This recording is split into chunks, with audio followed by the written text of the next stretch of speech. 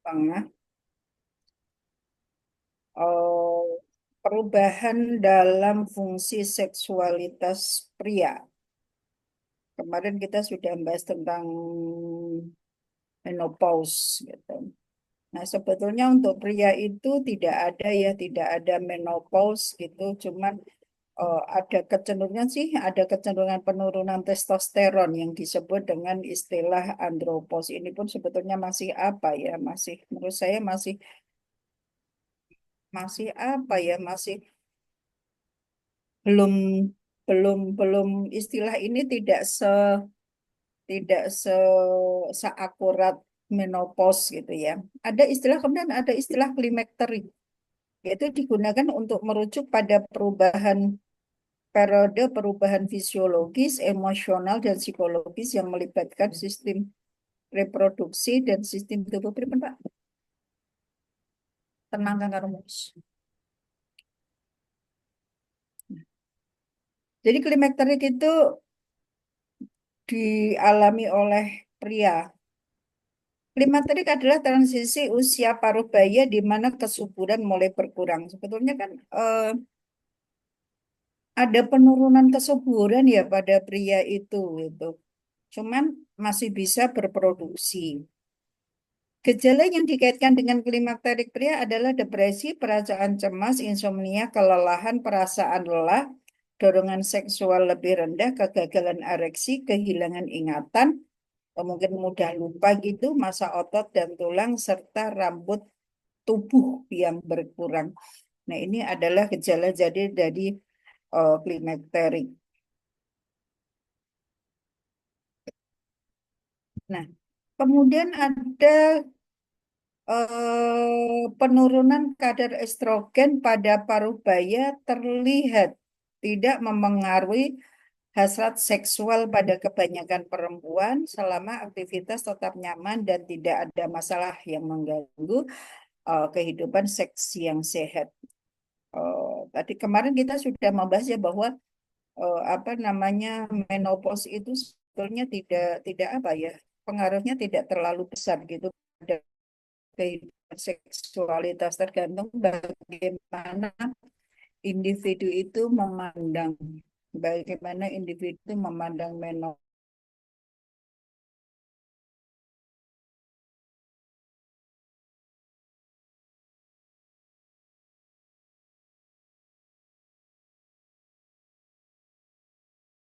Tidak memadai. Nah, ini kemudian harus ada saling apa ya? Kemarin sudah kita bahas harus ada komunikasi antar pasangan. Perempuan yang tidak nyaman selama menopause cenderung memiliki sejarah menyakitkan selama masa haid. Misalnya kalau head sakit atau bagaimana, sensitivitas tinggi terhadap berbagai faktor internal dan lingkungan. Oke, sampai di sini ada yang mau menyampaikan sesuatu lebih dulu. Ada yang mau menyampaikan sesuatu?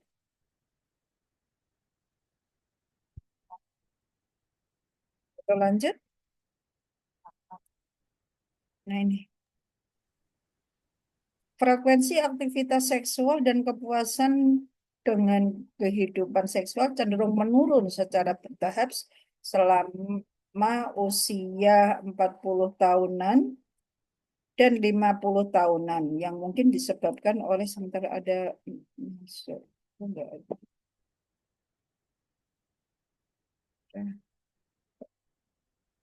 Saya kok nggak bisa turun ya? Ada pesan baru. Ini. Jadi ini ya apa eh, kepuasan kehidupan seksual itu menurun, kira-kira penyebabnya usia dan kondisi fisik, mungkin fisiknya sudah tidak sehat baik dari itu laki-laki atau perempuan.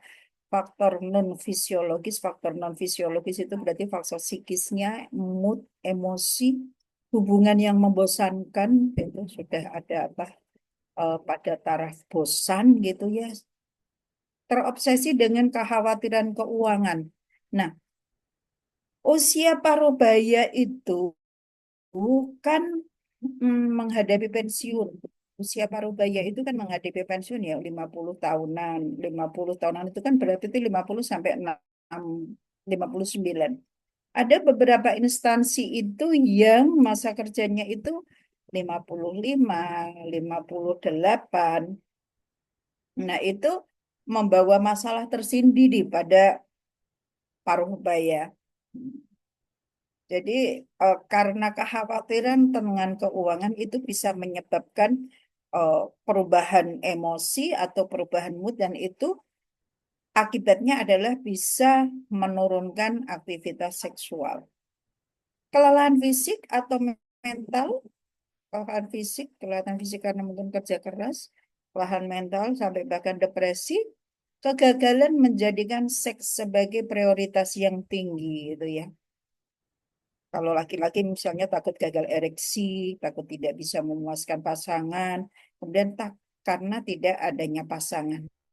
Nah, ini eh, penyebab kenapa terjadi penurunan kehidupan dan kepuasan seksualitas. Sampai di sini ada yang mau disampaikan?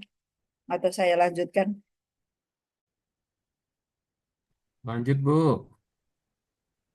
Baik. Disfungsi seksual adalah gangguan yang terus-menerus dalam hal hasrat atau respon seksual. Nah, diskusi seksual itu bisa bentuk kurangnya ketertarikan atau kurangnya kenikmatan seksual gitu ya, atau hubungan seksual yang menyakitkan.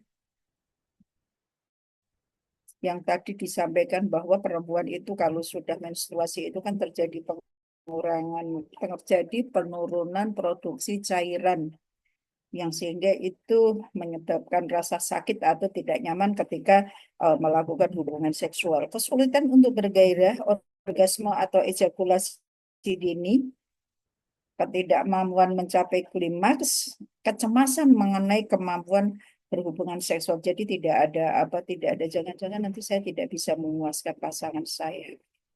Bentuk terparah dari disfungsi seksual pada laki-laki adalah disfungsi ereksi atau impotensi, yaitu ketidakmampuan yang terus-menerus untuk mencapai atau mempertahankan ereksi yang cukup untuk hubungan yang memuaskan. Ini disfungsi seksual ya ketika sudah mencapai usia paruh baya.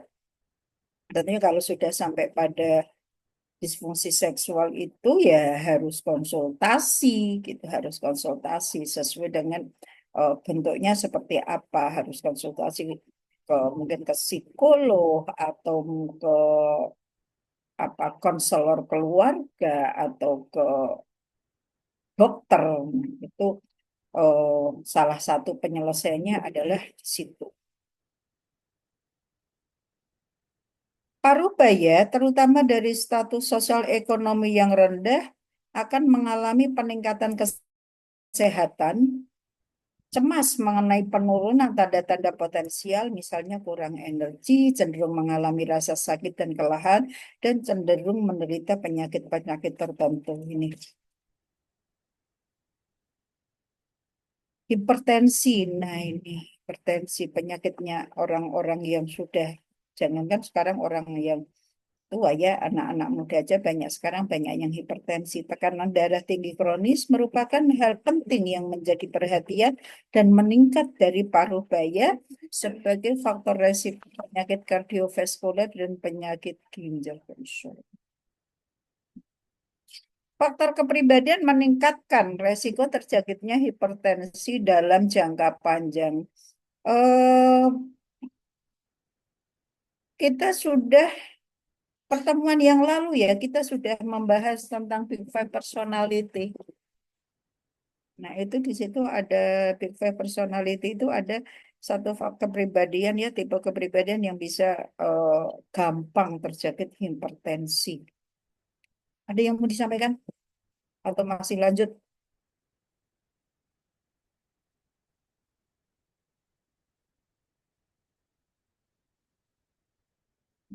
kesehatan ini?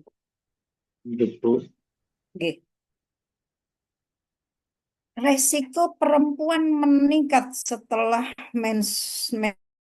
menopause terutama adalah penyakit jantung dan osteoporosis. Nah, tapi kalau sekarang kan bisa dicegah ya dengan apa? Dengan olahraga gitu.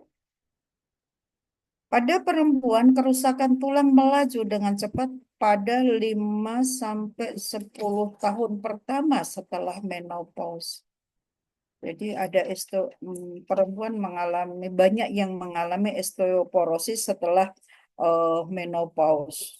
Berarti misalnya menopausnya usia 50 sudah menopause, maka usia 55 sampai usia 5 65 gitu ya, 65, 64 dan 65 itu rentan mengalami kerus- kerusakan tulang. Ini bisa kerusakan tulang itu bisa pengeroposan macam-macam ya. Yang pertama adalah kerusakan tulang yang ekstrim mengarah pada osteoporosis atau pengeroposan tulang, suatu kondisi di mana tulang menjadi menipis dan rapuh sebagai akibat dari pengurangan kalsium. Makanya minum yang banyak kalsium gitu ya. Kalau dulu itu saya pernah punya Abah Yai itu, beliau itu secara setiap hari itu minum apa ya? Apa sih kok lupa saya. Vitaminnya itu tempatnya itu panjang terus kayak kayak permen itu apa ya? CDR atau apa ya? Oh, minum itu katanya CDR. oh, banyak mengandung kalsium. Masih ada ya CDR itu ya Masih, Bu. yang minum CDR itu. Pakai kelor tuh loh. Bagus, Bu. Ah, pakai telur Kalsiumnya ya tinggi. di Iya. sayur ya. Di sayur, Bu. Sayur di teh, itu Oh, gitu. teh itu juga bagus Depan katanya. rumah saya ada kelor itu, Bu. Itu kalsiumnya tinggi, vitamin C-nya tinggi.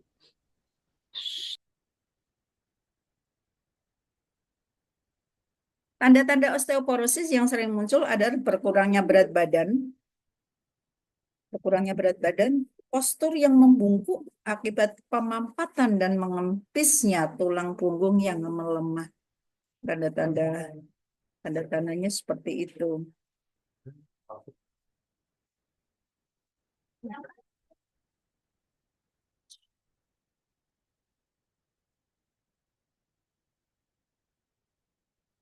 Enggak ada mau masuk.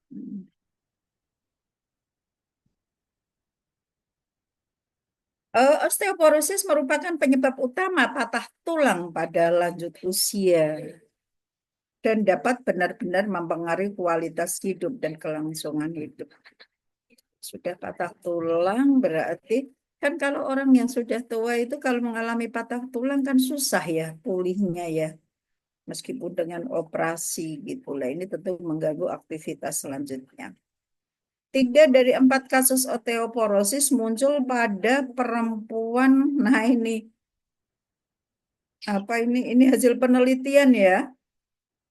Terus boleh bangga dong saya tidak berkulit putih gitu ya. 3 dari 4 kasus osteoporosis muncul pada perempuan dengan kulit putih, kulit cerah, tubuh kecil, berat badan, dan BMI yang rendah. Berarti di bawah normal. Orang yang indung telurnya diangkat dengan bedah sebelum menopause ternyata juga rentan mengalami menopause. Merokok, kurang olahraga juga bisa menyebabkan menopause, menyebabkan osteoporosis. Kemudian osteoporosis memiliki dasar genetika. Dasar genetika. Jadi ya kalau kita tahu orang tua kita menderita osteoporosis, maka kita harus siap-siap nih bagaimana untuk mencegah supaya eh, resiko mengalami osteoporosis paling tidak bisa diperkecil. Pengukuran kepadatan tulang merupakan pencegahan yang sangat baik bagi perempuan dengan anggota keluarga yang menderita osteoporosis. Jadi secara berkala itu melakukan pengukuran.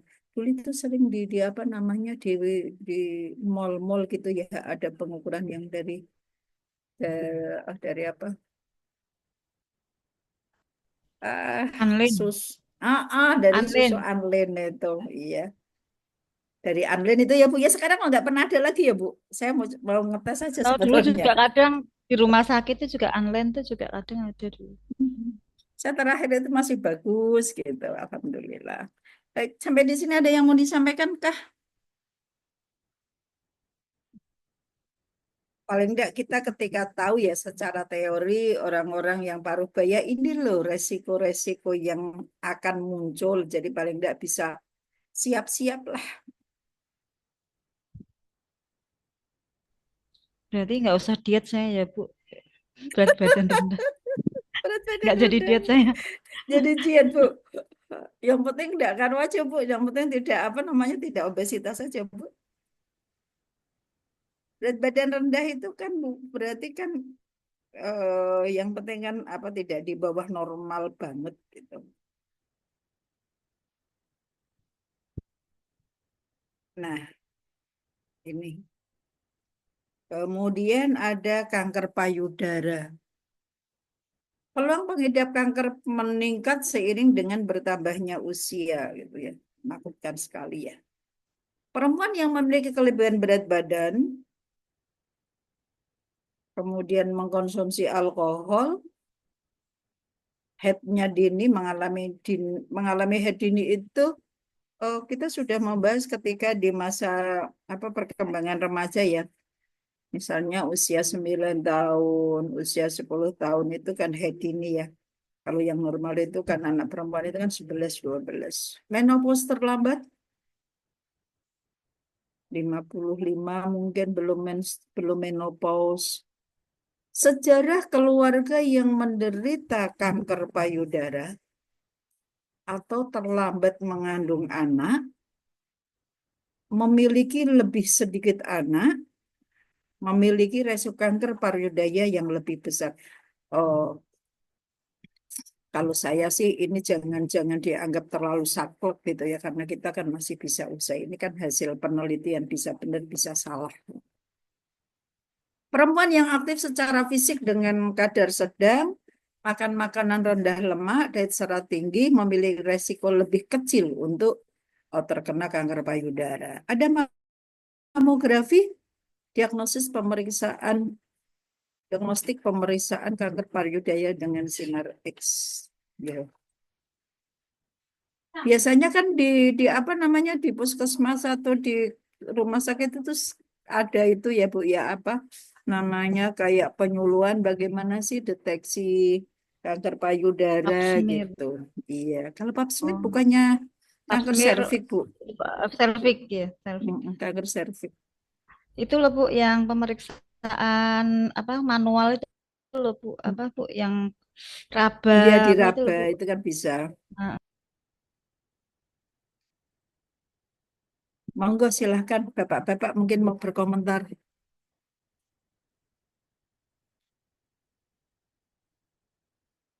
Bu, saya izin bertanya boleh Bu. Monggo. Tapi ini mungkin tadi sudah digarisbawahi itu tidak tidak apa ya? Apa tadi Ibu ngendikannya Hasil tidak penelitian. seharus ya ini yang saya garis bawahi yang memiliki lebih Nah, sedikit anak memiliki risiko kanker payudara lebih besar. Ini apakah memang karena ini atau substansialnya karena masalah ASI, Bu, yang saya tanyakan. nah, itu saya nggak bisa jawab ya kalau memiliki lebih sedikit anak gitu harusnya mohon maaf nih ibu saya juga punya resiko karena ibu saya anaknya anak tunggal gitu ya. Balik lagi ini kan hasil penelitian ya Bu ya. Mungkin saya kira kalau ASI kok enggak ya karena kalau ASI itu kan kal- yang dimaksud kanker payudara itu yang kaitannya kan dengan ASI kan ketika ibu memproduksi ASI dengan lancar tapi ASI itu tidak dikeluarkan gitu loh Bu. Tapi kan kalau perempuan yang tidak yang tidak hamil, tidak melahirkan kan asinya tidak berproduksi. Kalau saya logikanya seperti itu Bu Anis. Gitu kan? Perempuan itu yang apa kecuali yang apa namanya kelenjar asinya itu apa istilahnya bagus kok bagus sih apa? lancar banget gitu. Bahkan sampai mungkin anaknya sampai gede yang harusnya sudah disapih itu masih masih memproduksi. Kalau logika saya mengatakan bahwa kalau perempuan itu tidak mengandung, itu aslinya tidak berproduksi. Saya tidak tahu ini kenapa kok memiliki lebih sedikit anak itu punya resiko. Saya nggak bisa menerangkan secara ilmiah, Bu. Mungkin orang-orang lah, bukannya Bu Anis juga kan apa itu namanya basicnya kesehatan, atau harusnya lebih lebih tahu Bu Anis dong daripada saya. Iya, iya makanya saya bertanya itu karena setahu saya biasanya perempuan yang tidak apa tidak memberikan ASI ke anaknya memang memiliki resiko lebih Mm-mm. besar. Nah, cuma kan di Iya, sini kan pemahamannya kan memiliki lebih Mm-mm. sedikit anak gitu.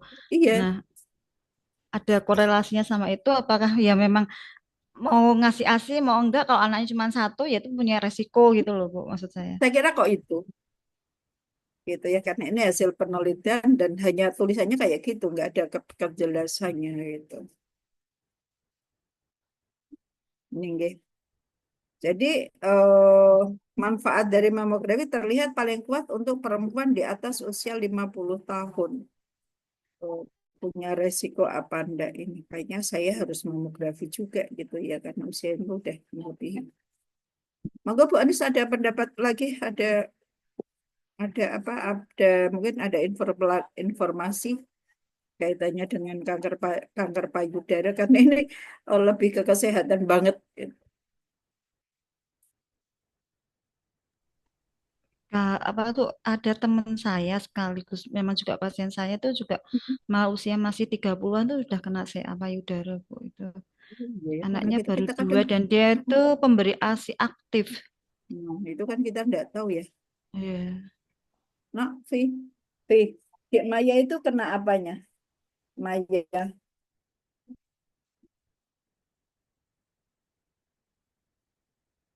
bukan kanker payudara. Mahasiswa saya juga, Bu. Usianya baru 26 tahun. Ya, kita tidak tahu ya. Mudah-mudahan kita semua diberi kesehatan lah. Karena penyakit katanya nggak milih-milih. Gitu. Histerektomi yaitu bedah pengangkatan rahim pada usia 60 tahun. Ini juga resiko. Umumnya dilakukan untuk pengangkatan miopi uteri, margina atau terjadi pendarahan rahim yang abnormal atau endometriosis. Nah,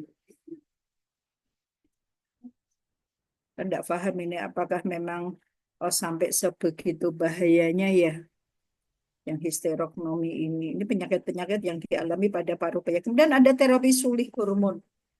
Pengobatan dengan estrogen artifisial terkadang dengan kombinasi hormon progesteron untuk meringankan atau mencegah gejala-gejala yang disebabkan oleh penurunan kadar estrogen setelah menopause. Ini kalau sampai merasa tidak nyaman ya harus pakai terapi sulih hormon. Kemudian gender dan kesehatan. Betul tidak sih ini perempuan itu memiliki harapan hidup lebih tinggi daripada laki-laki dan angka kematian perempuan jauh lebih rendah tiap tahunnya daripada laki-laki. Benar tidak? Ini penelitian luar negeri.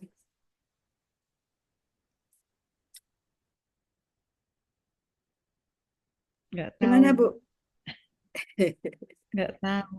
Nggak tahu Itu ya. kaitannya memang penelitiannya itu sama pola hidup atau sebab yang lain kan nggak tahu itu Bu. Perempuan mempunyai kesempatan hidup jauh lebih lama. Perlindungan genesis dari kromosom X kedua yang laki-laki memilikinya gitu.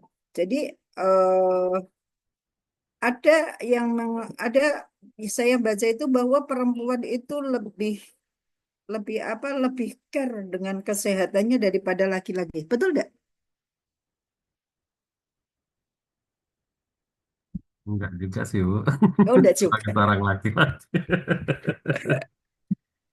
Tapi Oh, keren enggak juga juga. nih ya. Berarti perempuan tuh punya harapan hidup lebih tinggi dibandingkan laki-laki gitu Mm-mm. ya.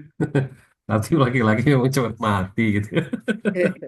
Nggak, artinya apa itu perempuan itu kalau sakit ada gejala sakit sedikit itu langsung cepet-cepet periksa.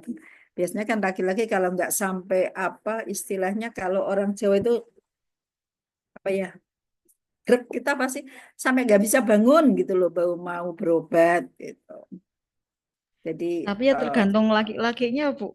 gitu ya. Iya. Sadar kalau sadar kesehatan sedikit saja Iya. langsung periksa ya Bu ya. Yang penting nggak Ya, nganu saya aja ya rasa Bu ya. iya. Yang penting apa? Kalau dengan Kalau dengan era medsos sekarang, dengan Mm-mm, apa bertebarannya edukasi kesehatan, mm-mm, TikTok, apa itu mm-mm, saya rasa sih kayak pengingat banget ya buat kita mm-mm, ya Bu. Ya itu mm-mm. tinggal orangnya mau berbenah atau tidak, menurut saya seperti itu. Yang penting tidak nganu aja ya Bu ya, self diagnostik nganu ya, self diagnostik aja ya, Ya, mendiagnosa membaca. diri sendiri itu ya Bu. Mm-mm. Iya, Yang penting enggak itu aja gitu, salah mendiagnosa kaprah diri kadang ya. sendiri gitu ya. Eh, Langsung, kok Ira-ira. kayaknya saya menderita sakit ini deh, saya menyerasakan ini gitu. Itu terlalu apa? Terlalu membesar-besarkan tentang penyakit. Itu kalau apa sudah sampai sampai tidak tidak realistik itu namanya hipokondria. Pusing sedikit gitu sudah bingung. Jangan-jangan nanti di kepala saya ada ininya. Jangan-jangan saya akan begini gitu. Jangan-jangan saya mengalami autoimun.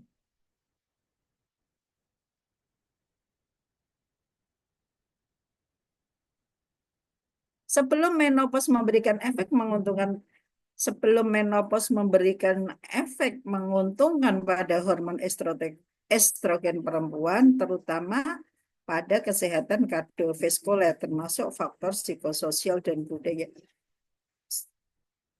Budaya itu sangat berpengaruh sekali ya, terutama untuk perempuan yang mengalami menopause. Kalau tadi saya melihat mencari gambar itu ada perempuan yang mengalami menopause yang sudah menopause itu sangat sedih gitu. Ada yang masih bisa beraktivitas. Gitu. Stres, keadaan yang tidak mengenakan ketika merasakan tuntutan lingkungan atau stresor melebihi kapasitas individu yang menghadapi. Sampai stres ini juga, oh, kalau sudah stres gitu ya harus bisa mencari penyelesaiannya bagaimana sih, coping stresnya bagaimana. Kapasitas tubuh untuk menyesuaikan diri dengan stres mengikut sertakan otak yang mengamati bahaya yang nyata atau imajinatif, kelenjar adrenal yang memobilisasi tubuh untuk melawan, dan sistem imun yang menyadarkan pertahanan. Sebetulnya kan kita itu punya pertahanan-pertahanan untuk apa namanya mengobati diri kita sendiri termasuk stres. Ada strategi stres, coping stres gitu ya. Ada coping stres itu ada yang emotion focus coping, kemudian ada yang problem focus coping. Nah, itu tergantung bagaimana ketika kita mengalami stres gitu kita bisa menyesuaikan aja kita mau menghadapi stres kita seperti apa. Individu di awal usia pertengahan cenderung mengalami tingkat stres yang lebih tinggi dan sering bermacam-macam stresor yang berbeda. Stresornya macam-macam kalau sudah orang lansia ya. Pasangan, ekonomi, apalagi anak, cucu, tetangga, itu stresor semua itu. Sampai di sini ada yang mau disampaikan? Mohon maaf izin bertanya Ibu. Monggo, Mohon maaf sebelumnya izin off cam karena masih berjalan. Tapi monggo, alhamdulillah menerima. monggo. Terkait ini Ibu, kebetulan kemarin kita baca artikel ya tentang usia yang lanjut usia lagi gitu Bu. Ternyata wanita itu apa ya potensinya lebih besar daripada laki-laki terkena penyakit Alzheimer gitu. Nah, itu apakah disebabkan oleh tekanan stres atau disebabkan oleh Sama apa ya, Ibu? Alzheimer. penyebabnya itu kalau saya disuruh ditanya Alzheimer itu penyebabnya banyak sekali. Mungkin stres, pola hidup, gaya hidup, pola makan, atau aktivitas. Orang yang cenderung memiliki aktivitas yang aktif gitu ya, itu kemungkinan Alzheimer-nya itu sebetulnya lebih rendah daripada orang yang tidak memiliki aktivitas aktif, aktivitas rutin loh maksudnya ya. Artinya begini, orang yang bekerja secara rutin, memiliki tugas yang menantang, itu cenderung tidak maksudnya kecenderungannya untuk mengalami Alzheimer itu lebih rendah daripada orang yang memiliki kegiatan yang rutinitas kayak kayak refleks aja, nggak dipikir gitu.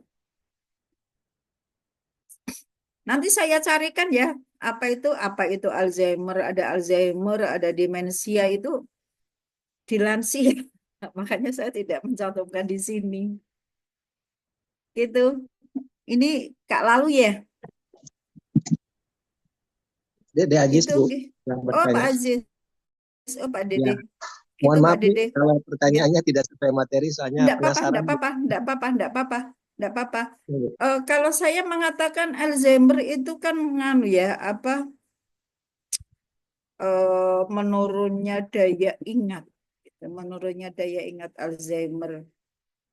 Ada yang mengatakan Alzheimer itu kan apa? Kepikunan dini ya. Mungkin karena itu tadi gaya hidup bisa, pola makan bisa, aktivitas bisa, banyak sekali. Nggak bisa hanya satu satu gejala gitu. Nah, kenapa banyak yang perempuan? Kalau menurut saya karena mungkin perempuan kan aktivitasnya tidak sebanyak laki-laki. Mungkin aktivitasnya terlalu monoton. Itu bisa sehingga apa stimulasi yang di otak untuk bekerja itu tidak banyak gitu. Demikian Pak Aziz. Oke, Bu, terima kasih, Bu. Sama-sama. Ada lagi? Izin bertanya, Bu. Monggo, Bu. Tadi yang slide keberapa, Ibu? Saya tuh tadi mau tanya, cuman terus Oh, bablas, iya. jadi saya lupa lagi. Yang kaitannya dengan permenopause dengan resiko lebih cepat sakit jantung kalau nggak salah, itu, Bu. Yang slide berapa itu tadi? Lagi, yang sebelumnya lagi. Lagi, Bu. Ini ya.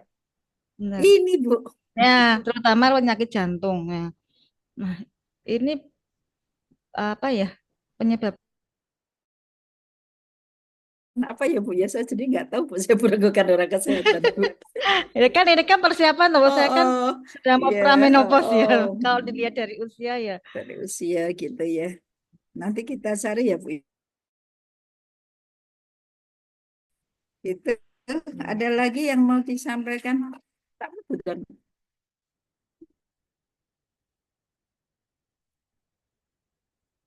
Ini saya mendua ini.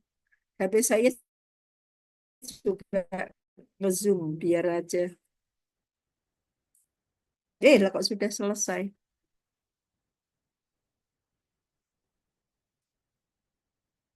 Orang parubaya lebih mungkin mengalami distress psikologis.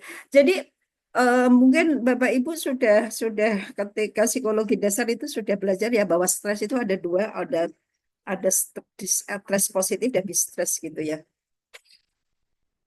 Distress psikologi serius. Bentuknya apa? Kesedihan yang berlebih, kegugupan, putus asa, rasa tidak berharga gitu ya. Kadang-kadang kan ada orang yang tua itu merasa sudah pensiun, tidak dihargai.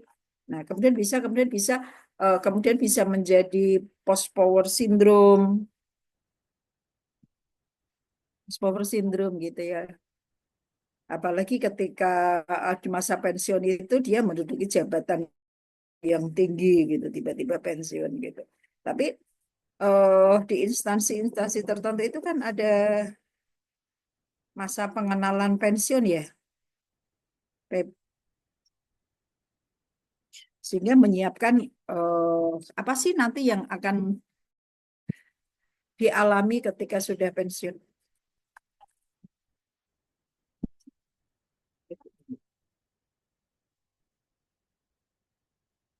Semakin besar kemungkinan stres berkembang pada individu, maka semakin besar kemungkinannya terjangkit penyakit serius dalam kurun waktu 1 tahun atau lebih. Nah, ini yang kita mengenal dengan istilah psikosomatis, Bapak Ibu. Kita mengenalnya dengan istilah psikosomatis. Jadi, eh, karena psikis kita yang bermasalah, kemudian fisik kita menjadi imunnya menjadi rendah.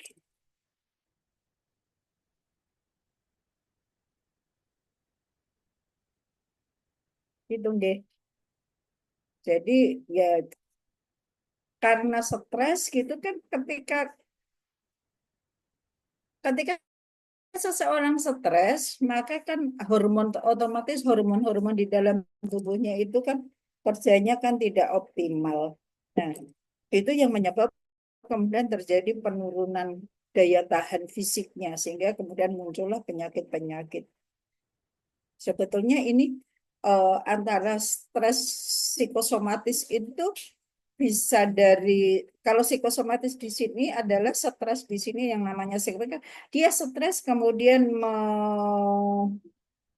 mengakibatkan penyakit fisik secara serius. Ada bisa yang karena sakitnya nggak sembuh-sembuh akhirnya menjadi stres juga bisa. Jadi kayak apa ya?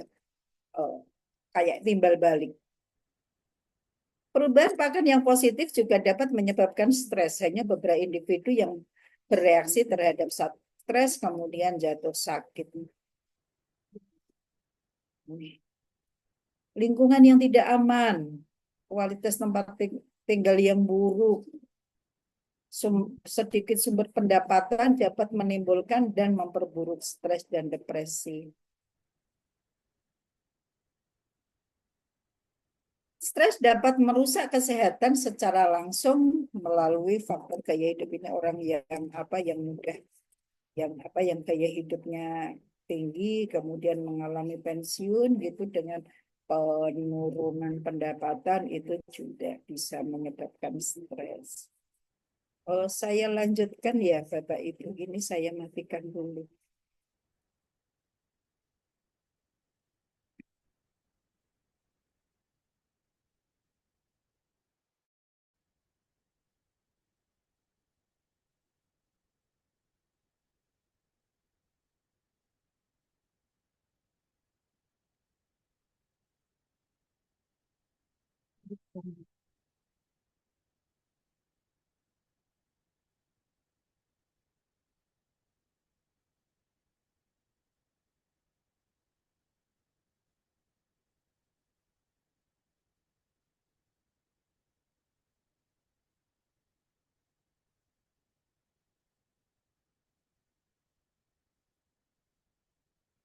Perkembangan kognitif, perkembangan fisik sudah, sekarang perkembangan kognitif.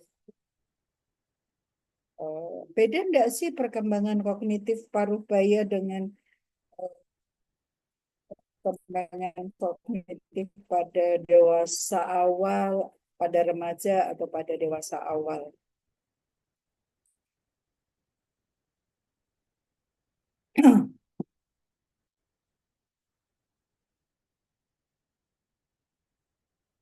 Oh, teori perkembangan kognitifnya PAC, maka paruh baya itu perkembangan kognitifnya itu berada pada fase postformal.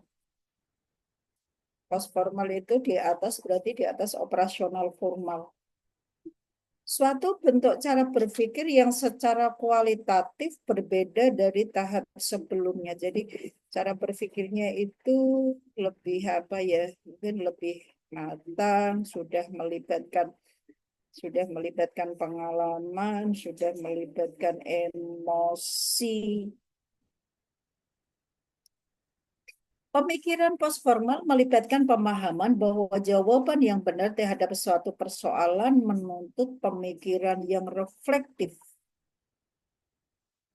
Pemikiran yang reflektif, berpikir logis, keterlibatannya terus-menerus, evaluasi aktif akan informasi dan keyakinan mengenai bukti-bukti dan implikasi dan dapat bervariasi dari situasi yang satu ke situasi yang lain. Jadi berpikirnya itu sudah apa namanya sudah tidak hanya pada satu sudut pandang saja, tapi bisa dengan sudut pandang yang luas, bisa dengan apa namanya memasukkan pengalaman-pengalaman,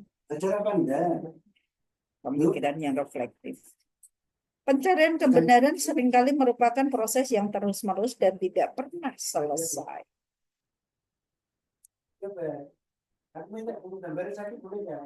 Mencakup keyakinan bahwa solusi terhadap permasalahan harus bersifat realistis. Jadi harus logis realistis. Orang Parubaya itu logis realistis. Faktor emosi dan subjektivitas dapat mempengaruhi pemikiran gitu ya. Nah, idealnya kan ketika seorang yang sudah malah menginjak usia parubaya itu sudah bisa mengontrol emosinya. Jadi ketika menyelesaikan suatu permasalahan itu sudah tidak secara subjektif kan gitu ya. Sudah bisa mana yang berpikir kalau apa adil, tidak memihak, netral, harus bisa mengesampingkan emosi. Pikir reflektif itu seperti itu. Oke, bisa dipahami. Ada yang mau disampaikan?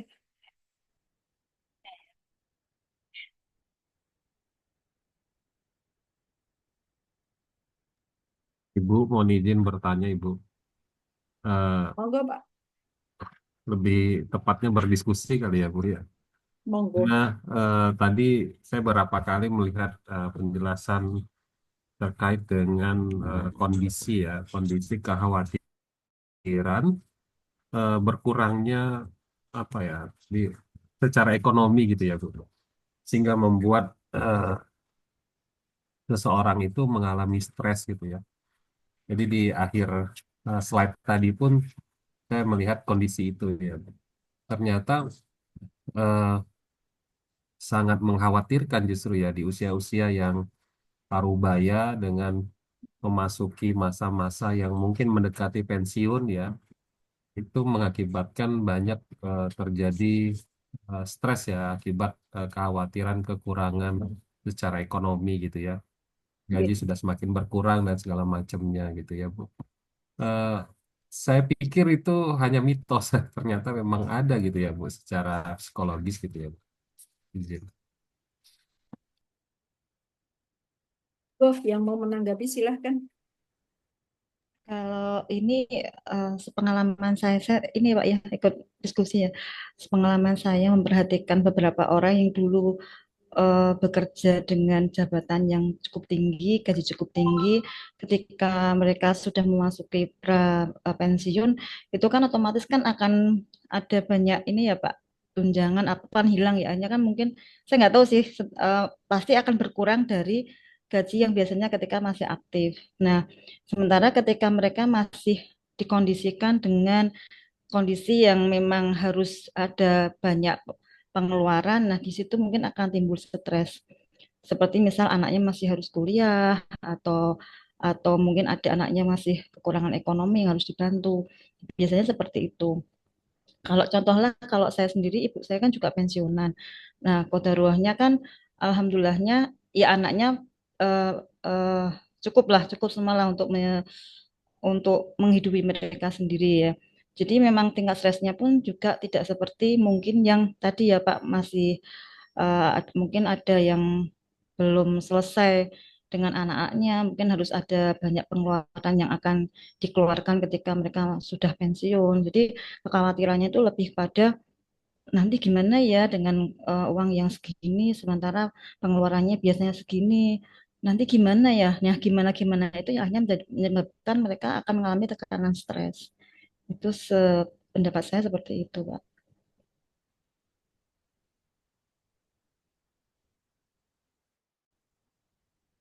Itu Bu. Saya gitu kok rak metu ngono. Dimatikan malah nggak keluar.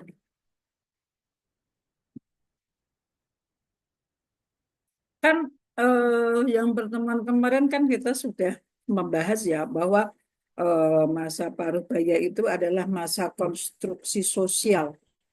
Artinya apa? Karena di usia parubaya itu ada perubahan-perubahan yang apa yang substansial gitu ya.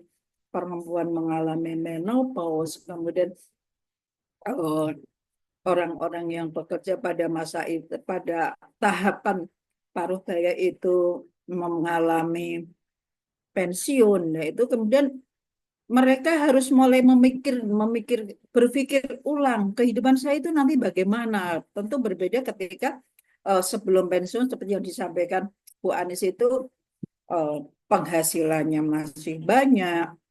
Terus apa namanya mungkin kalau yang memiliki jabatan ada tunjangan-tunjangan. Sementara ketika pensiun saya nggak tahu, saya belum pensiun nanti dapatnya berapa gitu ya.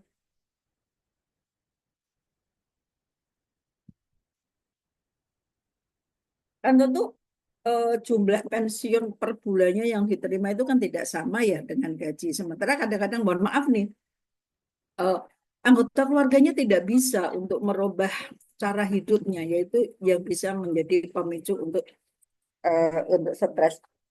Eh, Sebetulnya itu termasuk yang disampaikan Bu Anies itu ya. Makanya sangat penting sekali kita apa istilahnya membuat, kalau di SMA itu kan ada pohon karir ya, masih ingat ya, pohon karir. Jadi merencanakan hidup saya itu nanti di usia berapa sih saya harus begini, di usia berapa saya harus begini. Nah, itu bisa dihitung kira-kira nanti kalau saya usia misalnya nih 55 tahun lah, 55 tahun itu sedapat mungkin anak-anak saya itu pendidikannya sudah selesai. Andai kan belum selesai itu sudah ada anak yang istilahnya kalau orang Jawa itu mentas ya. Orang tidak sudah tidak apa orang tua sudah tidak membiayai secara ekonomi lagi gitu. Nah, itu kan kalau orang tua sudah pensiun sementara anak-anaknya masih membutuhkan biaya pendidikan, itu kan juga membuat beban pikiran juga untuk orang tua, itu yang memicu stres, Pak Umar. Itu banyak sekali sebetulnya. Kalau saya ada juga, mohon maaf nih, saya juga perempuan. Kadang-kadang malah, mohon maaf nih, yang stres malah istrinya gitu, karena mungkin perubahan-perubahan apa, perubahan penurunan pendapatan, sehingga kemudian juga dia harus merubah pola gaya hidupnya gitu. Banyak sekali. Ya, Jadi memang makanya memang sempat terjadi ya Bu ya. Saya juga pernah kadang-kadang kalau di kantor itu ketemu dengan orang-orang yang hampir pensiun 1 atau 2 tahun itu memang sensitivitasnya juga lumayan tinggi ya. Saya tinggi ya. pikir-pikir juga, "Oh iya ya orang pensiun mau mendekati masa pensiun itu sensitivitasnya tinggi gitu ya. Kadang-kadang merasa tidak dihargai gitu ya. Kemudian nanti kekhawatiran tadi anak yang memang yang seperti kata Ibu tadi ada anak yang belum selesai pendidikannya sehingga menjadi beban dia untuk mengeluarkan pendapat apa ya, pengeluaran untuk biaya Ya. pendidikan sedangkan pendapatannya sendiri ya berkurang gitu itu ya juga jadi beban diri dia gitu ya ketika memasuki masa pensiun gitu ya Bu. Makanya kan perlu ada MPP ya, masa persiapan pensiun, mungkin kayak diberikan pelatihan gitu. Kira-kira nanti apa sih yang akan kita lakukan ketika memasuki masa pensiun gitu, dengan kok memanfaatkan sih, dengan menggunakan secara efektif uang pensiun yang kita terima. Uang pensiun kita akan kita apakan? Ini kan nggak mungkin ya, misalnya seuang pensiun kemudian didiam gitu ya. Kalau bisa ya setelah pensiun itu ada merekonstruksi lagi. Saya setelah ini saya akan melakukan apa? Saya akan membuat usaha apa untuk mengisi hidup saya gitu. Sehingga kemudian diharapkan itu secara finansial itu tidak menurun secara drastis. Demikian. Padahal gini Bu, apa namanya, terkadang ada orang tua ya yang memang mempersiapkan secara maksimal pendidikan anaknya, sehingga banyak uang yang dia keluarkan untuk bagaimana anaknya memiliki pendidikan yang tinggi ya.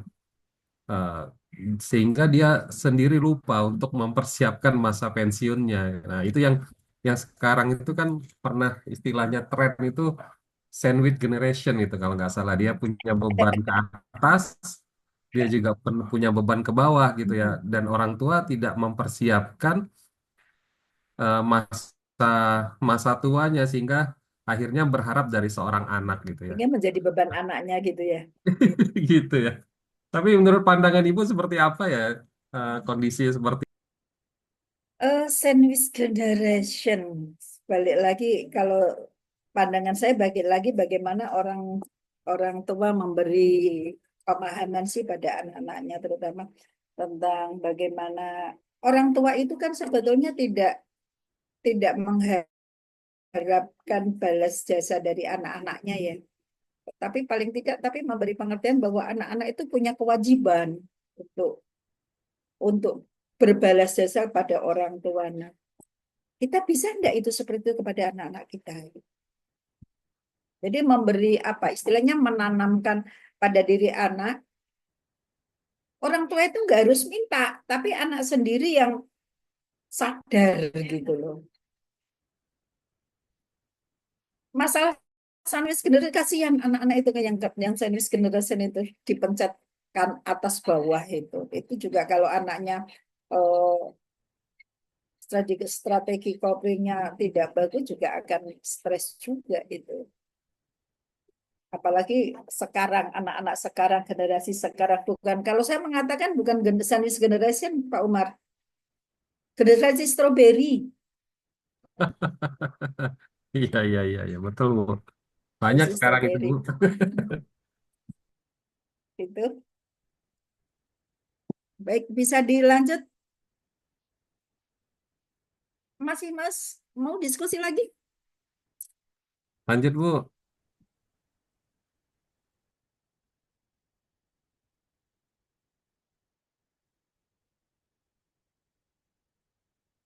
Daya ingat menurun pada masa paruh baya lebih mungkin terjadi ketika memori jangka panjang.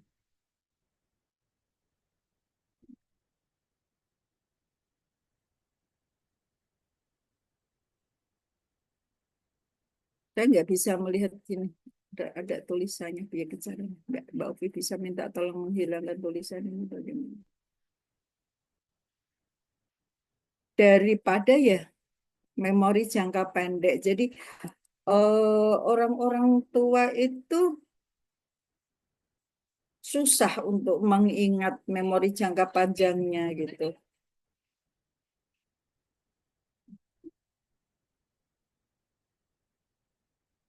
Lupa, mudah lupa. Yang ini yang tadi kaitannya dengan mengalami Alzheimer tadi ya, tanyakan tadi.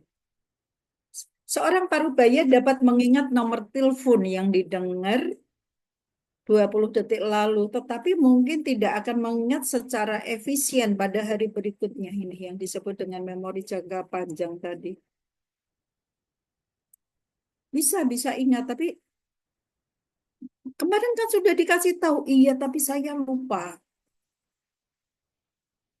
Daya ingat juga mungkin lebih turun ketika organisasi dan pembayangan tidak terjadi. Jadi kalau disuruh membayangkan itu susahan untuk paruh baya.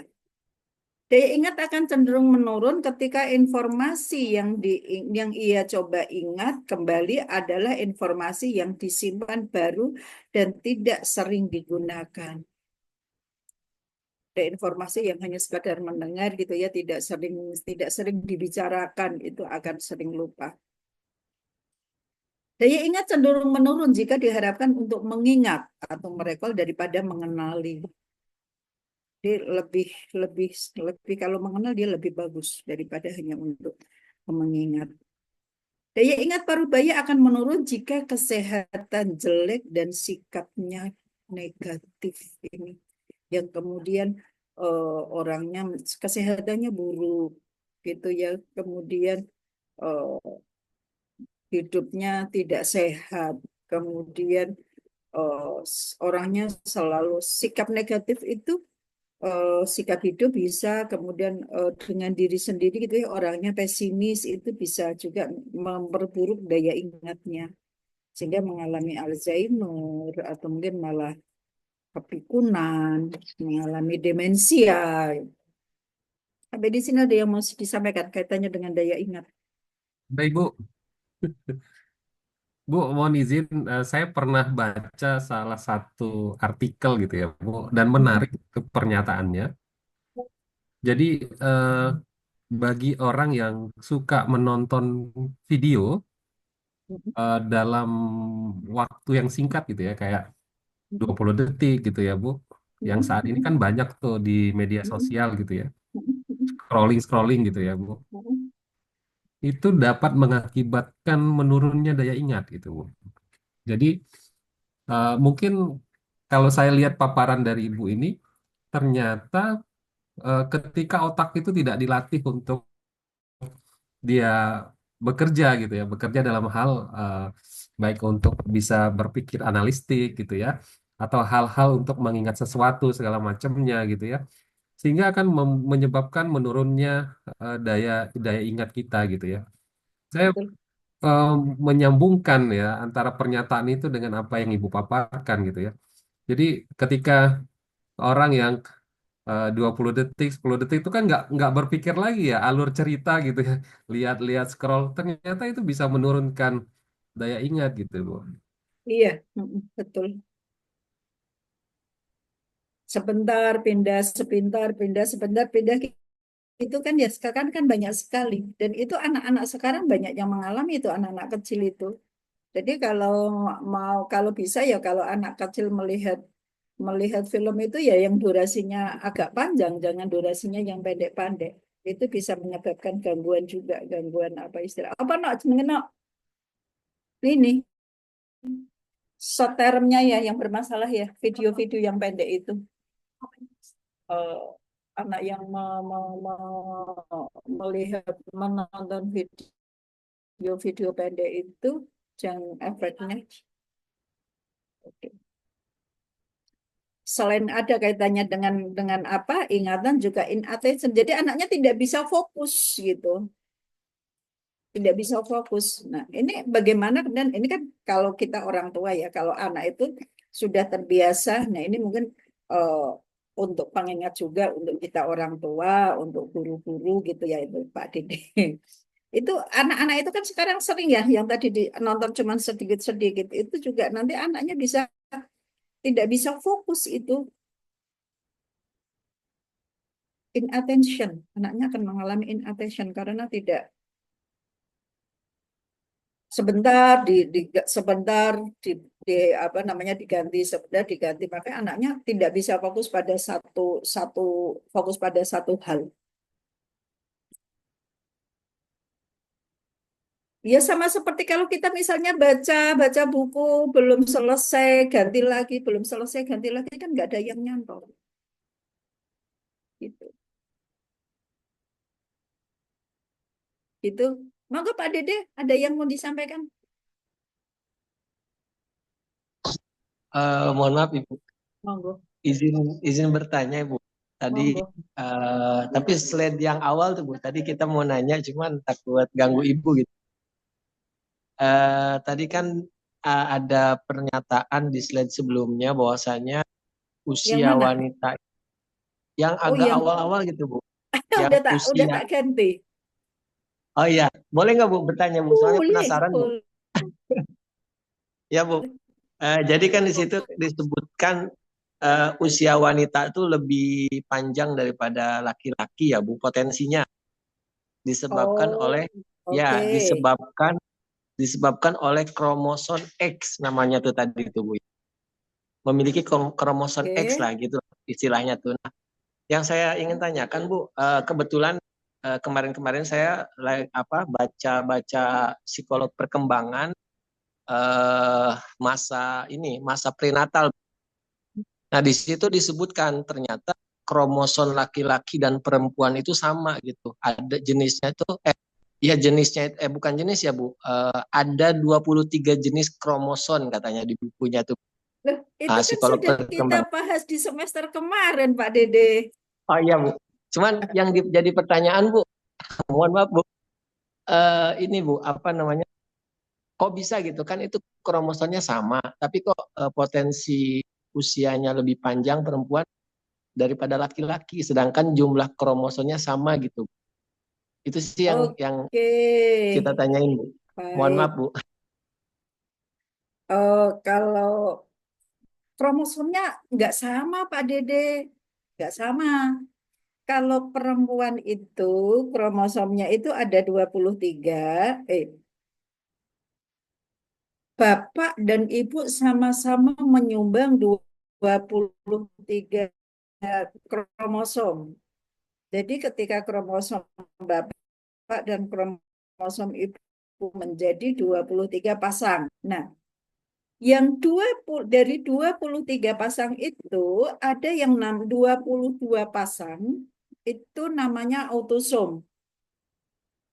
Autosom itu tidak ada kaitannya dengan jenis kelamin atau seksualitas. Yang autosom itu menurunkan genetik, misalnya nih tinggi badan, kesehatan, warna rambut, pokoknya ciri fisik lah, termasuk sifat, kecerdasan, kesehatan itu diturunkan dari autosom. Nah, yang satu pasang itu disebut dengan kromosom seks. Yang satu pasang kromosom seks. Nah, kromosom seks laki-laki dan perempuan beda, Pak Dede.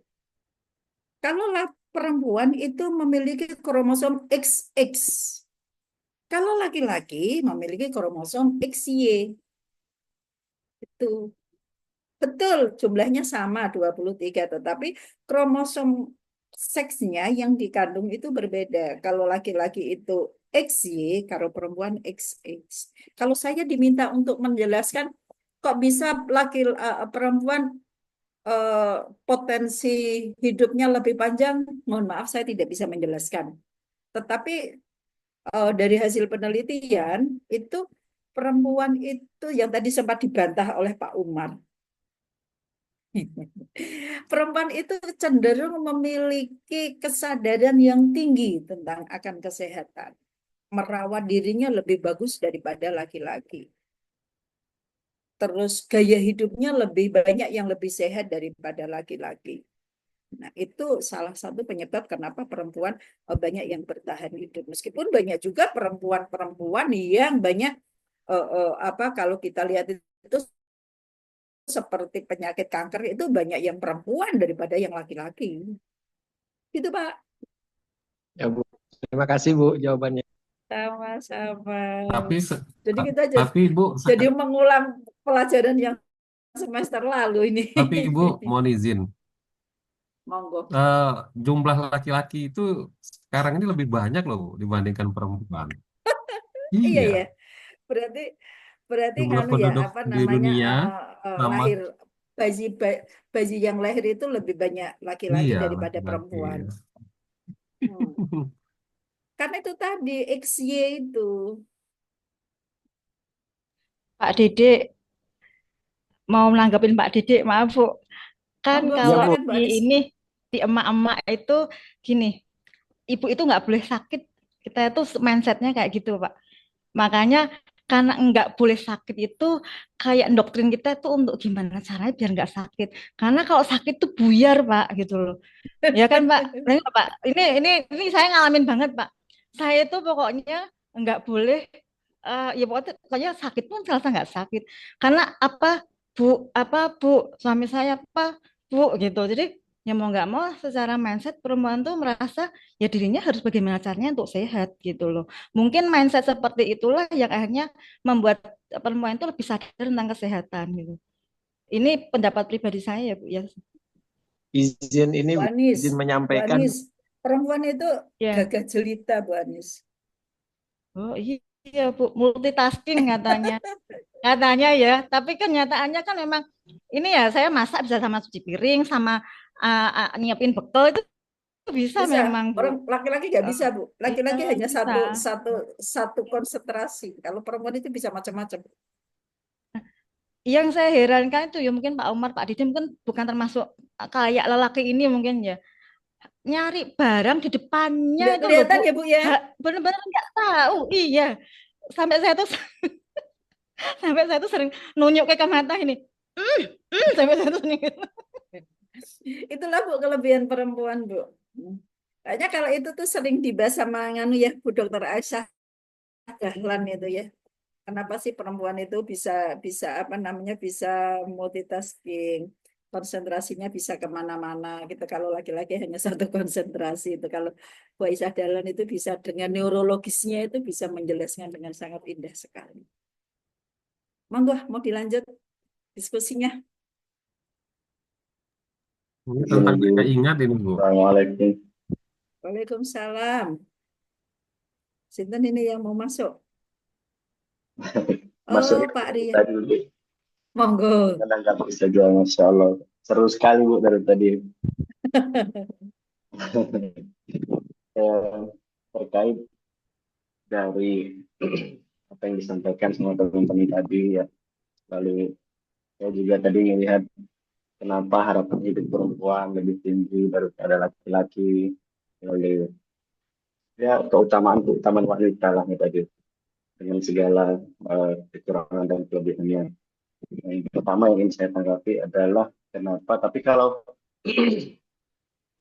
dari apa yang disampaikan dari Ustadz Dede tadi, saya kira maksudnya adalah penuaan gitu ya, bukan usia ya. Kalau usia kita tidak tahu ya, kalau usia itu rahasia Allah. Mungkin kaitannya adalah di penuaan mungkin. Kalau yang saya tangkap, jadi kromosom itu mempengaruhi penuaan, bukan siapa yang duluan eh, meninggal gitu ya. Jadi kalau tingkat mungkin ada penelitian bahwa yang lebih cepat meninggal itu laki-laki daripada perempuan ya mungkin gitu.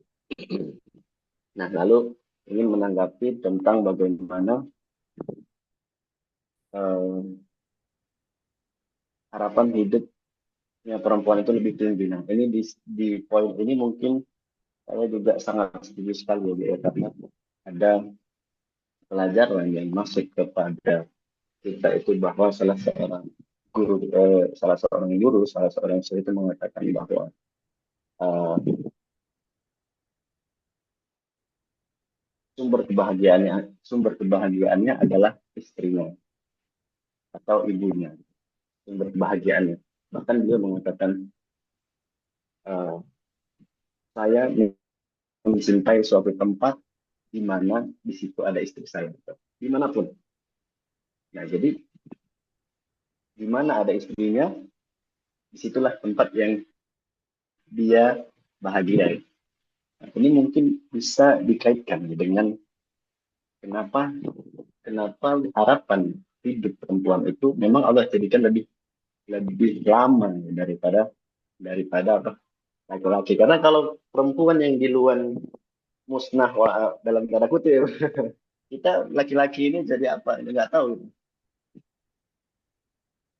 Ya, jadi eh, Allah jadikan sumber kebahagiaan seorang laki-laki adalah wanita.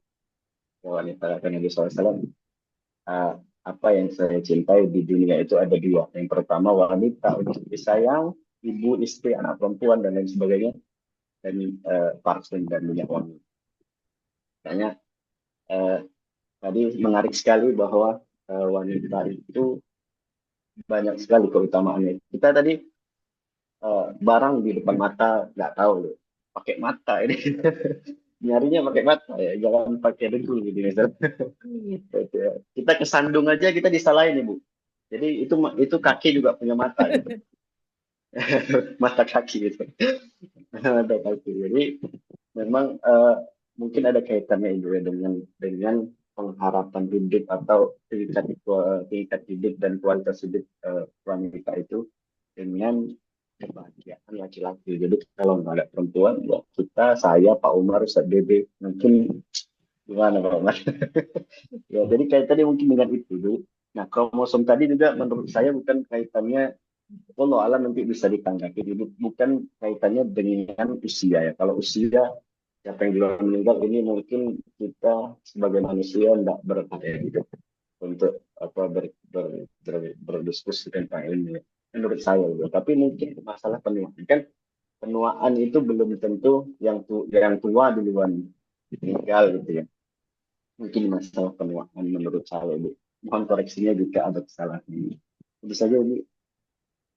Oke, terima kasih atas tanggapannya. Ada yang mau menanggapi? Saya panggilnya siapa nih, Ustadz Rian?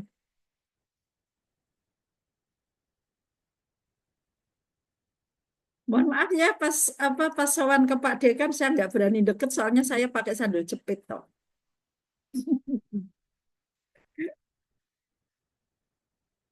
Oke, lanjut nggih. Harusnya harusnya saya yang ke Ibu ya Bu. Cuman kata Ustadz Munir kayaknya Ibu mau sholat gitu habis Iya, kelihatannya habis sholat. saya lagi habis wudhu itu. Iya, Katanya, iya. kamu sinten Pak? Mas Munir, saya bilang gitu. Pak Rian Bu, lah saya pakai sandal jepit. Ya Allah. Monggo lah kapan-kapan bisa main ke Insya Allah. kampus kita. Minta maaf.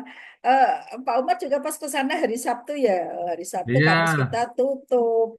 bener Ibu.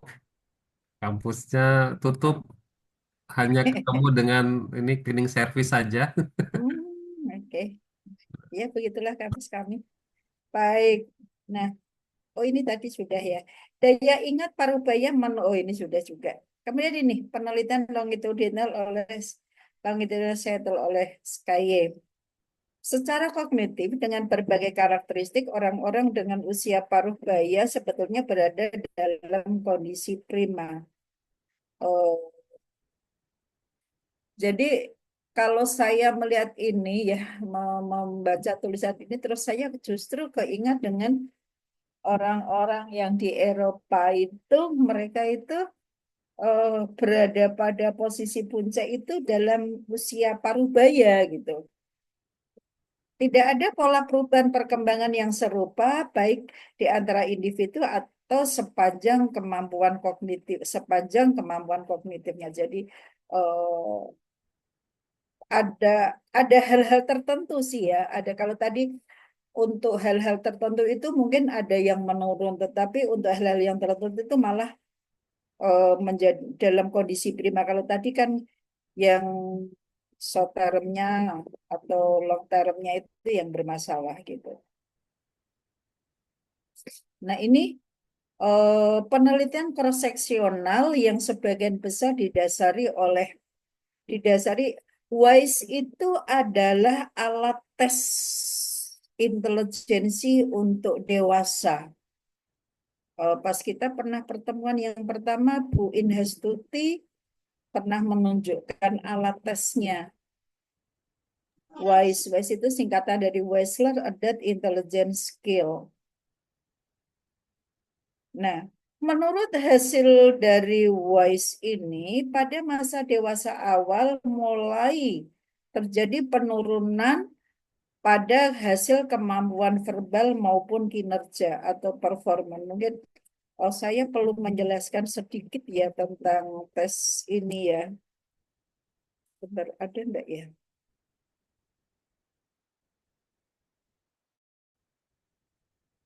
Nah, tes intelijensi itu macamnya banyak sekali, Bapak Ibu. Ada yang bisa diberikan secara individual. Jadi individual itu harus orang per orang gitu ya. Wechsler itu secara individual karena menggunakan alat tes yang pernah disampaikan oleh Bu Inhasuti. Ini adalah tes, ada banyak banyak komponennya. Komponennya itu namanya baterai tes. Nah, Wechsler itu ada dua, Wechsler itu ada tiga, WBBSI, kemudian eh, WISC. WISC itu adalah Wechsler Intelligence Scale for Children, itu untuk anak usia di usia mulai 4 tahun, bisa 4 tahun sampai 11 tahun, atau SMP bisa pakai Wechsler. Kemudian kalau WISE itu mulai remaja sampai dewasa. Nah, ada yang Wechsler ini tesnya itu ada 2 macam, Bapak Ibu. Ada kemampuan verbal dan kemampuan performan atau kinerja. Nah, kemampuan verbal atau tes verbal, nah tes verbal ini nanti akan menghasilkan namanya skor verbal. Kalau kemampuan kerja ini akan menghasilkan skor IQ performance. Nah, IQ total itu diperoleh dari kemampuan verbal, IQ verbal ditambah IQ performance. Nah, itu kira-kira seperti itu. Mudah-mudahan nanti Pak Dekan mungkin ada kebijakan untuk sekedar mengenal lah tes-tes itu, biar Bapak Ibu semua paling tidak paham ada tes-tes intelijensi. Nah, kemampuan verbal itu isinya informasi, rentang kata, kosakata, hitungan, pemahaman, kesamaan. Kalau informasi itu ya informasi umum, isinya informasi umum, pertanyaannya terkait dengan informasi umum. Kalau rentang angka itu kaitannya dengan apa bedanya rentang angka dengan hitungan? Kalau rentang angka ini lebih ke memori, lebih ke memori. Jadi isinya itu soalnya itu ada angka misalnya 2, 8, 9, kemudian subjeknya diminta untuk menirukan. Sampai subjek itu bisa menirukan berapa digit angka. Ada yang ke belakang, ada yang ke depan dulu, ke depan kemudian ke belakang menirukannya. Kemudian kosakata itu perbendaharaan kata, tentunya ya, perbendaharaan kata. Kemudian ada pemahaman bagaimana memahami suatu persoalan, kemudian kesamaan. Ini kira-kira seperti itu isi dari kemampuan verbal.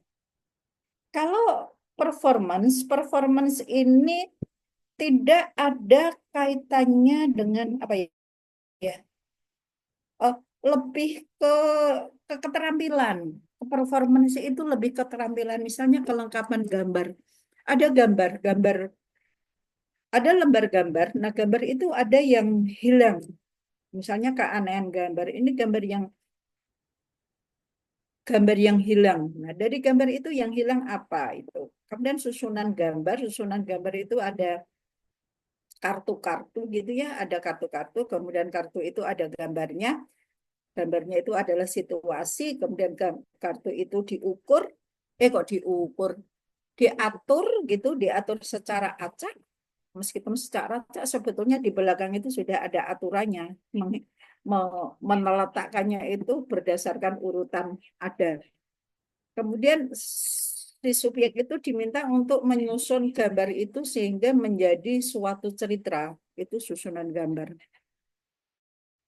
Kemudian ada rancangan balok. Kalau rancangan balok itu ada 9 balok yang kubus itu 9 kubus. Kemudian ada warna putih, ada warna merah, ada yang separuh putih, separuh merah. Kemudian subjek diminta untuk menata balok itu sesuai dengan contoh. Kalau merakit objek itu ada apa namanya? Sebentar. Potongan-potongan ya dari triplek itu kemudian ada yang menjadi tangan, telapak tangan, kemudian menjadi manusia, kemudian menjadi gajah, apalagi ya lupa saya. Kalau simbol angka ya simbolnya. Nah, ternyata dengan menggunakan ini penelitian cross-seksional, masih ingat ya penelitian cross-seksional itu yang seperti apa nggih? Masih ingat penelitian cross-seksional itu yang seperti apa? Semester lalu. Jadi penelitian berdasarkan ini penelitian cross-seksional dengan WISE itu tentunya membandingkan hasil WISE dari anak-anak remaja dengan hasil WISE pada dewasa awal, kemudian hasil WISE dengan dewasa tengah. Ternyata hasilnya ada penurunan nih. Ternyata ada penurunan dari yang hasil dari remaja, kemudian dibandingkan dengan hasil dewasa awal dengan hasil dari dewasa tengah itu penurunan. Maksudnya seperti itu. Ada yang mau disampaikan sampai di sini?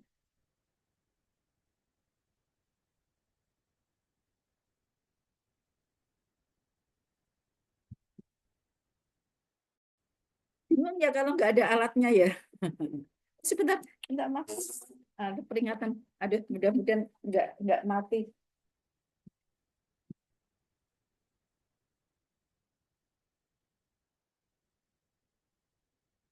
Sampai asiknya sampai lupa tidak mengecas. Oke, ada yang mau disampaikan?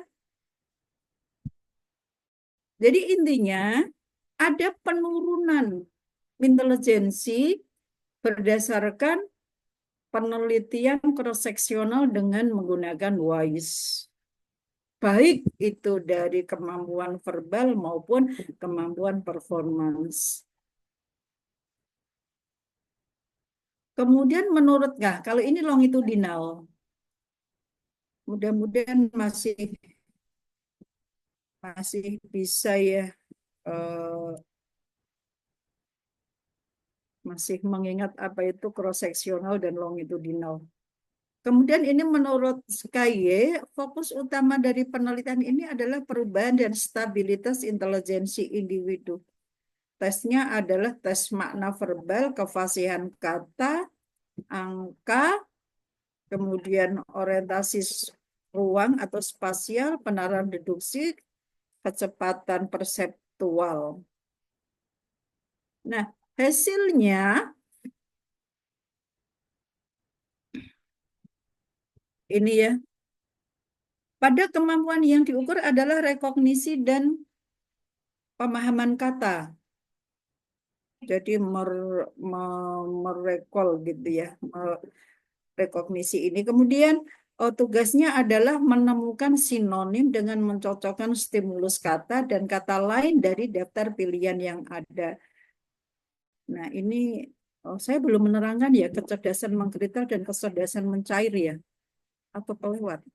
Jadi kecerdasan manusia itu ada yang mengkristal, ada yang kecerdasan mencair, crystallized intelligence dan fluid intelligence. Nah, ini. Kemudian kefasihan kata, kemampuan yang diukur adalah rekol kata yang tersimpan dalam memori jangka panjang. Tugasnya adalah memikirkan sebanyak mungkin kata dimulai dengan memberikan huruf dalam periode waktu tertentu. Misalnya nih, untuk kefasihan kata, huruf A, sebutkan dengan cepat benda-benda atau kata yang diawali dengan huruf A. Jenis kecerdasannya adalah sebagian kecerdasan mengkristal dan sebagian kecerdasan cair. Dan angka kemampuan menghitung, memecahkan masalah hitungan sederhana, tidak yang hitungan yang rumit-rumit, enggak. Ini mengkristal. Sini kemudian orientasi ruang spasial, memanipulasi objek secara mental dalam 2 atau 3 dimensi ruang. Misalnya memilih contoh figur yang berputar untuk mencocokkan figur stimulus. Misalnya dengan dengan gambar itu, kira-kira dalam gambar ini baloknya ada berapa? Kecerdasannya adalah kecerdasan cair.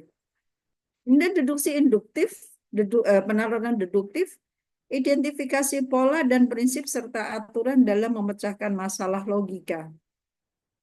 Contohnya adalah melengkapi rangkaian kata. Jadi ada kata-kata yang belum lengkap. Ini kemudian kecepatan perseptual, pembuatan diskriminasi yang cepat dan akurat antara stimulus visual. Mengidentifikasi kecocokan dan ketidakcocokan gambar pada layar atau komputer. Jadi ada komputer gitu ya, layarnya berjalan gitu, kemudian diminta untuk mencocokkan dengan cepat. Ini penelitian dari yang dilakukan oleh Werner Sky. Gitu. Sampai di sini ada yang disampaikan. Kemudian kecepatan perseptual. Perceptual speed cenderung mencapai puncak pada usia 20 tahunan. Kecepatan perseptual. Jadi misalnya seperti ada membaca itu loh. Informasi yang jalan itu apa namanya? Karena kan banyak sekali ya informasi yang itu loh, tulisan-tulisan yang berjalan itu kalau di TV itu. Nah, katanya itu mencapai puncaknya pada usia 20 tahunan menurut penelitian. Kemampuan numerik, numerical ability dan kefasihan verbal itu pada usia 30 tahunan. Ini hasil penelitian ya. Puncak kinerja dalam 3 dari 6 kemampuan, ada penalaran induktif, orientasi ruang, dan kosakata muncul pada masa dewasa madya atau paruh baya. Jadi dari 3 ini malah lebih lebih bagus pada dewasa madya. Dalam 3 kemampuan ini, orang dengan usia dewasa madya atau paruh baya, terutama perempuan, memiliki skor yang lebih tinggi dari rata-rata dibanding pada usia 25 tahun. Nah, ini tentunya dengan penelitian longitudinal. Jadi ketika dilakukan ternyata ketika usia 25 tahun dilakukan tes gitu ya. Misalnya dengan dengan WIS gitu ya. Kemudian usia 50 tahunan dilakukan lagi, hasilnya lebih tinggi daripada ketika usia 25 tahun. Itu. Hasil penelitian tidak ada pola yang seragam dari usia yang dihubungkan dengan perubahan baik itu di antara individu maupun batas kemampuan kognitif. Hasilnya tidak ada ternyata. Ada beberapa kemampuan memuncak selama usia pertengahan dan arti verbal meningkat hingga usia lebih tua. Meski tetap ada beberapa 12-17% yang mengalami penurunan dalam jumlah penurunan memori atau kefasihan verbal. Yang namanya penelitian itu ya ada yang naik, ada yang turun gitu ya. Dan penelitian itu kan akan terpatahkan ketika ada teori yang hasil penelitian yang terbaru. Gitu nggih Pak Umar nggih. Kalau ada teori, kalau ada hasil penelitian yang bisa mematahkan penelitian yang terdahulu, maka penelitian terdahulu nggak dipakai. Gitu. Begitu, mau lanjut atau berhenti atau nah ini tidak ada penurunan yang signifikan pada sebagian besar kemampuan sampai usia 60 tahun.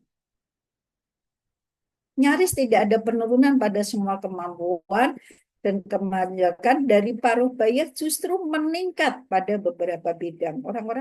Nah tadi saya sampaikan, karena ternyata kenapa orang-orang yang berada pada puncak karirnya itu malah di usia paruh baya.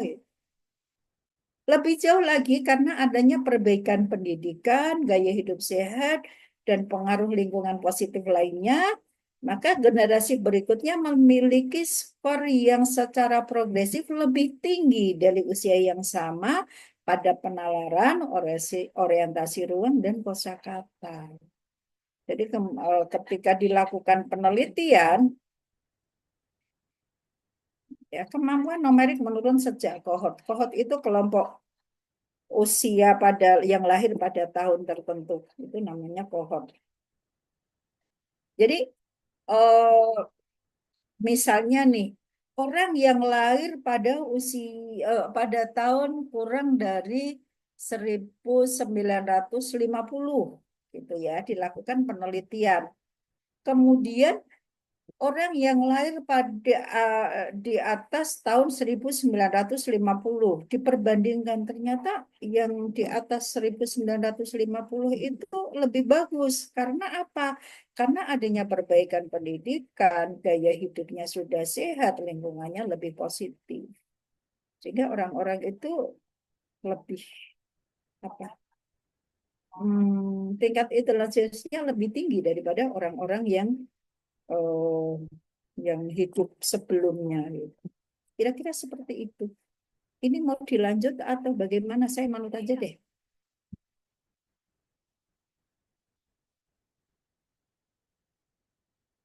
Monggo bagaimana?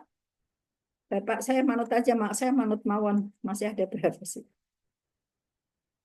Kayaknya masih, loh, minta maaf. Ibu, Ternyata dalam, mohon izin bertanya, boleh. kalau dari sisi eh, perasaan gimana Ibu? Kalau yang Parubaya dari pandangan psikologi, misalnya Apa-apa? makin dari sisi tadi kan dari pendidikan, dari tadi banyak kematangan lah di usia Parubaya itu Ibu ya. Nah, kalau dari sisi perasaan seperti apa ya? Maksudnya ini makin tua makin baper gitu. Ada enggak hubungannya? Kalau dari sisi psikologi, Sisi emosi maksudnya. ya. Jadi eh, usianya matang, jadi 40 ke atas itu ya. Karena beberapa literasi juga mengatakan di usia 40 ke atas itu lagi matang-matangnya, itu lagi Idealnya bagus-bagus. seperti itu. Ya. Nah, kalau dari sisi emosi ya benar. Sisi emosi atau perasaan lah gitu. Makin tua makin sering tersinggung gitu. Sering eh, baperan lah gitu kalau bahasa gampang. Apakah ini termasuk gitu, di usia ini? Mungkin ada sesuatu yang belum beres di situ.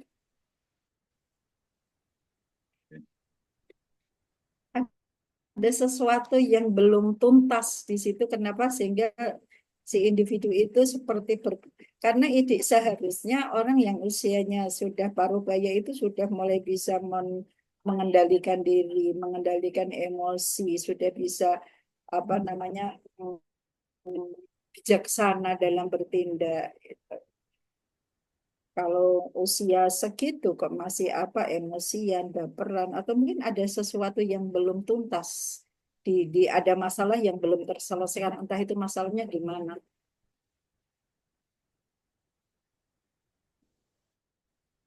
Gitu Pak Rian. Gitu. Berarti itu dikembalikan lagi kepada masing-masing individu Betul. ya, Bu ya. Dikembalikan ke masing-masing individu. Kurang kasih sayang mungkin ya, Bu ya. Bisa. Kasihnya Bisa. ada, sayangnya kurang ya, Bu. Sayangnya yang kurang. Atau Bapak-bapak mungkin, itu istrinya. atau mungkin itu tadi dia mengalami post power syndrome mungkin, bisa enggak? Yang awalnya memiliki jabatan, yang semuanya memiliki anak buah, kata-katanya semua kata-katanya diturutin, tapi ketika dia sudah pensiun dia tidak merasa sudah tidak dibutuhkan. Nah, itu bisa Oh, juga memunculkan seperti itu. bisa itu, Bu. Betul. Mohon maaf, saya sedang mendua gitu. Saya sedang mendua, jadi mohon maaf kalau ini saya sedang mendua. Saya Insya Allah itu, Bu. dilanjut. Ya Allah. Kalau kita biasanya saya sedang selingkuh itu udah elok banget. Baik, mohon maaf kalau saya paksa akhiri. Oke. Dan Ibu memiliki tabungan. Disepakati saja kita mau 6 kali pertemuan, berarti sampai di sini. Nanti saya berarti akan membuat soalnya sampai di sini aja, atau kita mau tambah satu lagi satu pertemuan lagi, berarti saya menyelesaikan materi ini yang perkembangan kognitif. Monggo eh, didiskusikan nggih secepatnya gitu, supaya saya juga cepat membuat soal. Demikian. Kalau ada diskusi dilanjut lain waktu. Mohon maaf banget. Ya, Bu, Baik, udah malam eh, juga. udah malam juga. Saya lanjut sampai Mm-mm. jam 10, Bu. Saya juga lanjut nanti, Bu. Lanjut tidur. Nah, yuk. Mari kita lanjut. Baik. Oh, tak foto aja dulu untuk absen saya. Hanya saya harus ini Bapak Ibu sudah ngisi nganu belum? Ngisi SIM belum? Belum. Ngisi SIM aja deh, saya nanti lihat absennya. Saya lihat absennya dari SIM aja, nggih. Tadi saya buka kok belum ada ya, Bu. Tadi tapi. Masuk. Lepas saya yang belum lihat ya. Yang Masuk. kali hari ini. Nanti Kayaknya coba saya cek ya lagi. udah nanti tak cek Nanti juga. saya Mari lihat kita lagi. saling Ya. ngecek. Baik, mari kita akhiri dengan membaca hamdalah bersama-sama. Alhamdulillahirabbil alamin. Mohon maaf. Alhamdulillahirrahmanirrahim. Dina suratul mustaqim. Wassalamualaikum warahmatullahi wabarakatuh. Waalaikumsalam warahmatullahi wabarakatuh. Terima kasih. Selamat istirahat. Sama, Bu.